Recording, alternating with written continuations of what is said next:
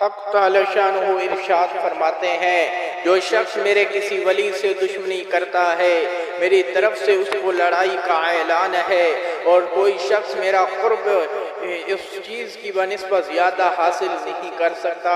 جو میں نے اس پر فرض کی ہے، یعنی سب سے زیادہ قرب اور نزدیکی مجھ سے فرائض کی ادا کرنے سے حاصل ہوتی ہے، اور نوافل کی وجہ سے بندہ مجھ سے قریب ہوتا رہتا ہے، یہاں تک کہ میں اس کو اپنا محبوب بنا لیتا ہوں تو پھر میں اس کا کان بن جاتا ہوں جس سے سنے، اور اس کی آنکھ بن جاتا ہوں جس سے وہ دیکھے، اور اس کا ہاتھ بن جاتا ہوں جس سے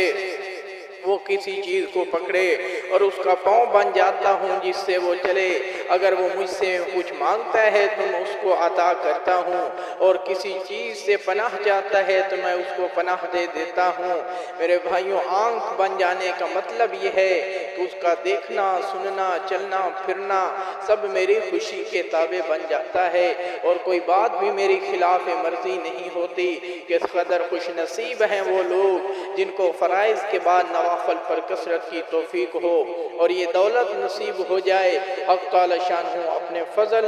سے مجھے اور آپ سب کو بھی یہ دولت نصیب فرمائے۔